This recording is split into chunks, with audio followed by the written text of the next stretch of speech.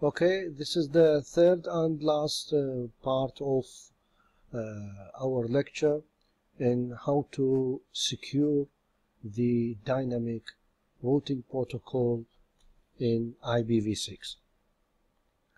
In this part we are going to learn how to implement OSPFv3 IPsec in IPv6 network. When open shortest path first version 3 OSPFv3 runs on IPv6 network, it requires the IPv6 encapsulating security payload or ESP header and IPv6 authentication header.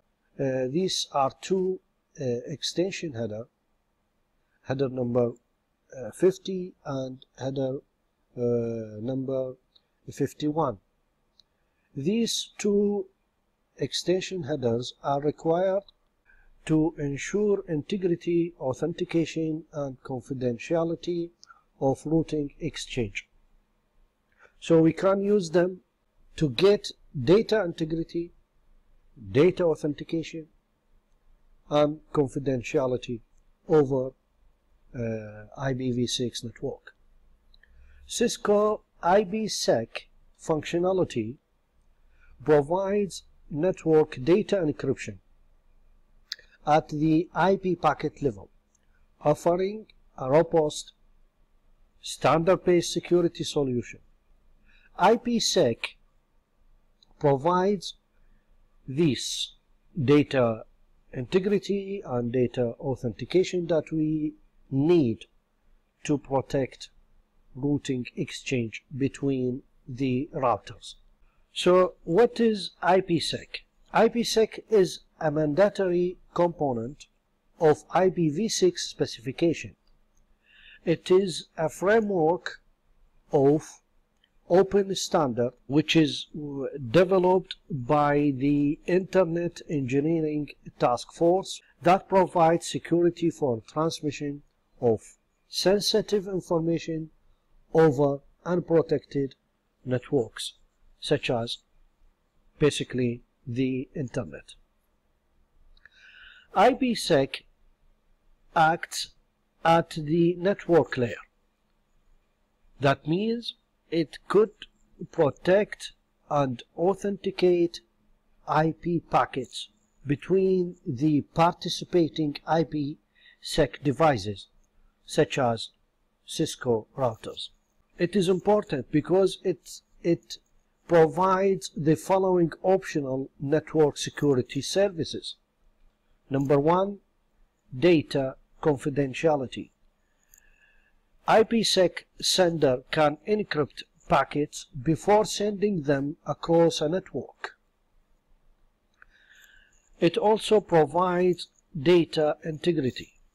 IPsec receiver can authenticate packets sent by the IPsec sender to ensure that the data has not been altered during transmission. Data origin authentication. IPsec receiver can authenticate the source of the IPsec packets sent. This service depends upon the data integrity service. And also it provides anti-reply. The IPsec receiver can detect and reject replied packets. So these services are optional and very important to get the routing tables exchange between the routers secured in IPv6 networks. In IPv6, IPsec is implemented using these two headers, two extension headers, AH and ESP. The AH provides integrity and authentication of the source. It also provides optional protection against replied packet. The AH protects the integrity of most of the IP header fields and authenticates the source through a signature-based algorithm, while the ESP extension header provides confidentiality, authentication of the source, connection list integrity of the inner packet, and limited traffic flow confidentiality. To use the IPsec AH, you need to execute the IPv6 OSPF authentication command. And to use the IPsec ESP header, you need to execute the IPv6 OSP encryption. Of course, we are going to use this command to implement the IPsec over OSPFv3 enabled IPv6 network.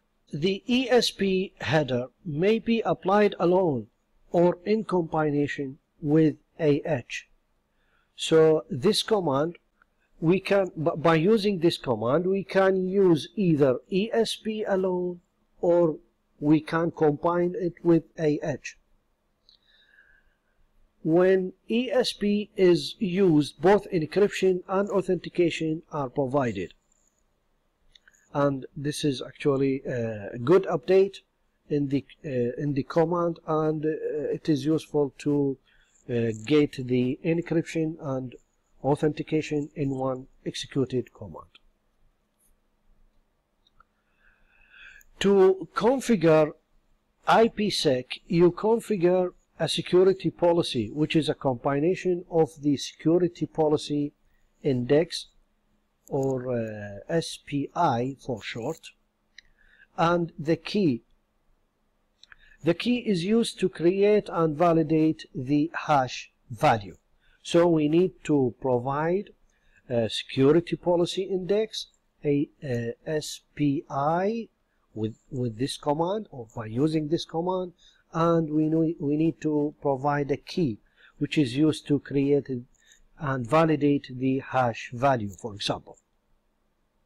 IPsec for OSPFv3 can be configured on an interface. For example, here in R3 we can configure it on the interfaces or on an area. If you remember, we have one area for OSPFv3, so we can use this area, we can utilize this area of OSPFv3 to configure the IPsec. For higher security, you should configure a different policy on each interface. This is, of course, if you need a higher security, you can use different policy on each interface. And if we apply the IPsec on OSPFv3 area, the policy is applied to all of the interfaces in that area, except the interfaces that have IPsec configured directly.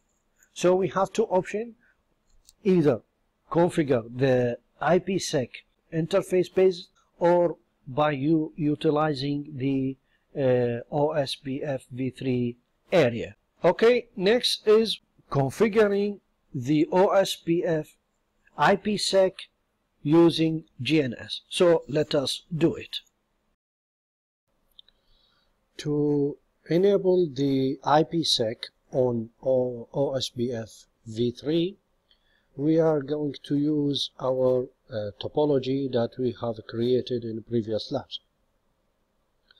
But first, let us do the configuration for the OSPFv3 for the routers.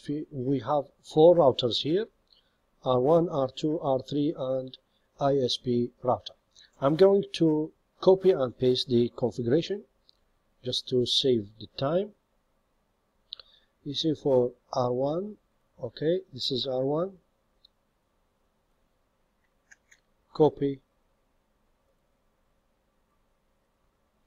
paste, okay, R2, this is R2,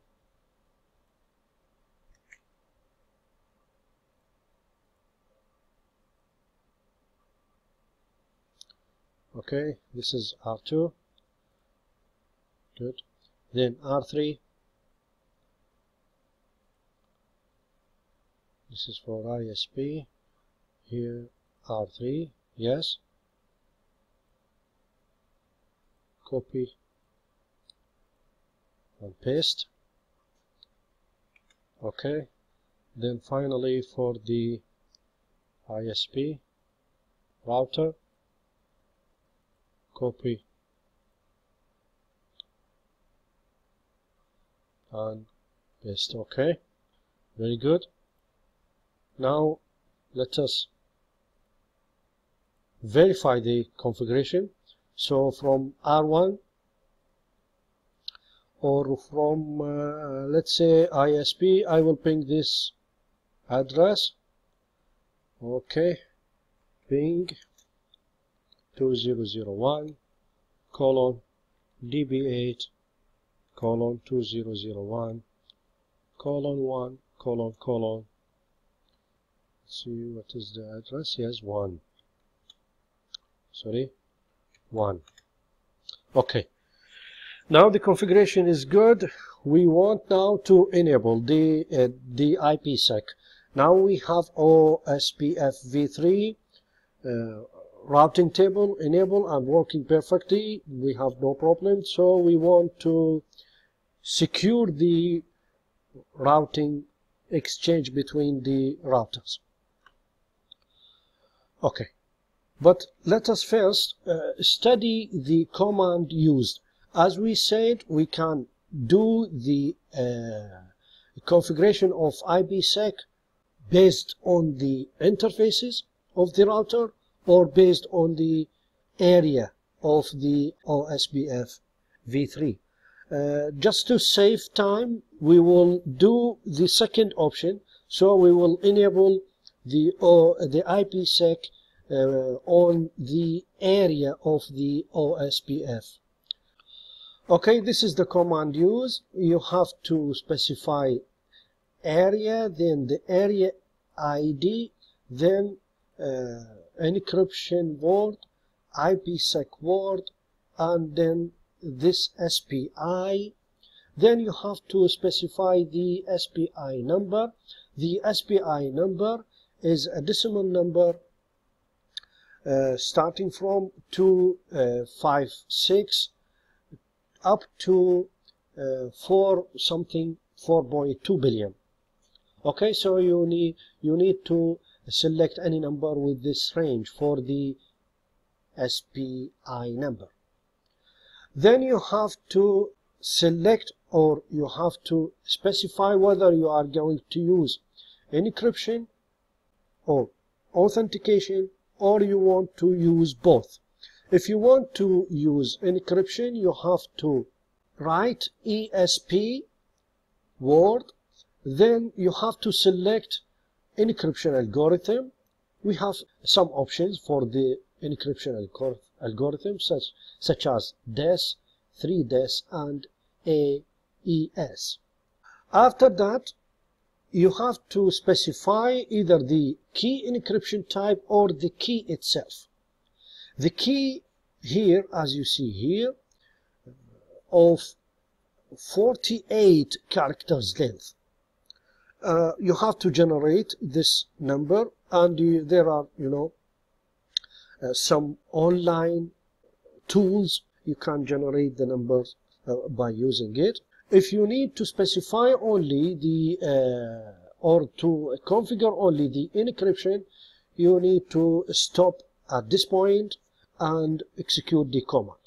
And if you want to configure the authentication only, so you need to have to put null option after the ESP word. here, as you can see here, after ESP word, we put null word, then we specify the authentication algorithm, which is SHA-1. SHA-1. This is one of the options for the authentication algorithms. And here we have MD5 and SHA-1. Okay, you can use any one, but I recommend to use the latest one, which is SHA-1. After specifying the authentication algorithm, you can put your key, and again, key is hexadecimal randomly generated string with the length of 40 characters. But remember to put null after the ESP when you want to enable only the authentication. Now, if you want to enable both of them, so here, for example, area 0, encryption, IPsec, okay, as you can see here, then SPI, then we select a number between these two numbers, okay, which is 256, then ESP, then we select the encryption algorithm, which is a 3-des, then we specify the key, which is 48 hexadecimal character, randomly generated characters, and after that we put the authentication algorithm, which is SHA, then we put the key, which is randomly generated 40 hexadecimal character string. Executing this command, we will configure both encryption and the authentication for the area 0. Of course, this command has to be executed on each router of the network. You have to execute the same command. You use the same SPI number and the same key for the encryption and the same key for the authentication. Okay, let us do it now, starting by routing 1. I'm going to copy and paste this command. Config terminal IPv6 router OSPFv3 okay, you see, just to be inside the routing mode, then paste the command, okay, end. Good. You can see here that we have an error because we did not yet execute the command on the other routers, because you know, no routing exchange between the routers right now, because we only execute the encryption and authentication in router 1. So now you cannot ping, for example, any let's say from here, you cannot ping any host or any IP address on the network, because one router is configured with the encryption and authentication, while the other routers are not configured yet. So I'm going to copy and paste these 4 commands and execute them on all routers. Then I will check the ping again. Okay.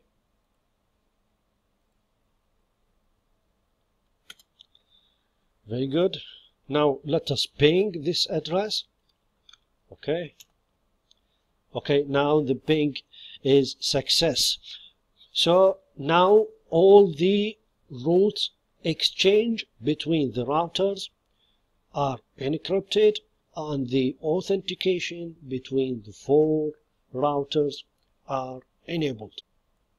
Here we can check what is going on by using this command, show IPv6 OSPF interface, we can see that the 3-des encryption is enabled, and also the SHA authentication is enabled. This is in R1, you can see here, and in R2 interface I can see that the 3-des encryption, algorithm encryption, and SHA-1 authentication, algorithm authentication, both of these algorithms are enabled now in R1, R2, R3, and ISP. Thank you very much for seeing, and see you in next video.